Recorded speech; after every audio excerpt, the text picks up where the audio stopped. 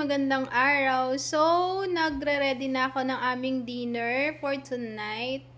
Ayan yung aming dinner. Yung pang nabili ko yan na breast part ng chicken nung nakaraang dumating yung aking pamangkin. So, ngayon ko lang siya maluluto. So, wala kaming ulam sa dinner, yan na lang niluto ko. So, tinimplahan ko lang yan. Ginawa ko siyang, in-slice-slice ko lang yan. Ginawa ko siyang chicken tender. So, ayan yung mga nilagay kong ingredients dyan. And then, naglagay na rin ako ng harina, another harina sa mangkok. So, dyan ko siya ilalagay bago ko siya pretuhin. And then, naglagay din ako, gumamit din ako ng itlog dyan.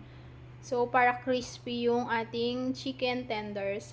So, pinagulong-gulong ko na ngayon sa harina and then, ipipride ko na yan. So, ayan na siya. Nakapagsalang na ako ng una, hindi ko agad na set yung camera. Ayan na yung first batch ng aking chicken tenders.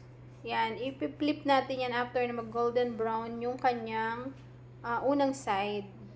So, ayan. Siyempre, chicken, paborito yan ni pamangkin, basta manok. So, kaya yan na lang yung binili ko last time. So, hindi ko lang nga naluto agad-agad. At habang nagluluto nga ako, pumasok na dyan si pamangkin. Ayan. Siya na daw ang magtutuloy ng pagpiprito. Ayan. Marunong nang palang siyang magluto. So, simple lang yan. Hindi naman yan pumipilantek or namamarel. Namamarel. So, ayan nga siya. Siya na nagluluto dyan. Habang ako naman nagre-ready ng gulay. So, yung sitaw na binili ko din last time, siya yung ire-ready ko ngayon at gagawin ko siyang adobong sitaw. Ipa-partner namin dyan sa chicken tenders. Masarap yan, adobong sitaw. Sayang naman kasi kung hindi ko palulutuin yung gulay, masisira na yan. Wala pa naman akong pag-iistakan ng gulay dito sa bahay kasi freezer lang yung meron ako. Wala akong kasamang chiller yon. So, sigurado masisira na yan kung hindi ko pa siya lulutuin ngayon. So, habang nagluluto nga kami dyan, nagkukwento si pamangkin na nagluluto din daw siya sa kanila. Sabi ko, ano niluluto mo sa inyo kako? Pritong itlog, syempre, at sinaing. At least meron siyang alam na gawin or lutuin sa bahay nila, 'di ba? Mahirap namin sa mga kabataan ngayon na hindi marunong man lang gumalaw sa kusina, 'di ba? At least kahit meron, simple lang, meron kang alam lutuin or gawaing bahay. Story time, ako nga nung panahon ko, nung elementary pa lang ako, ayan, unti-unti na akong tinuturuan ni Mother Dear ng mga gawaing bahay. Walis-walis ka dyan, map-map, ganun. Pagsasaing, ayan. Yung mga ulam na pwede ko nang, or kaya kong lutuin, yan, tinuturuan na niya ako. Natuto lang naman ako magluto-luto. Nanunood lang ako sa mga nagluluto, gaya ni Mother or ni Lola, ganun. Tapos, tinatandaan ko lang yon. And then, yun, dun lang ako nakakakuha ng experience na magluto.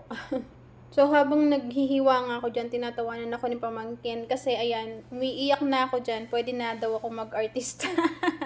Kasi wala talagang patid tulo ng luha ko dahil sa sibuyas na hinihiwa ko. Ang bagsik, promise.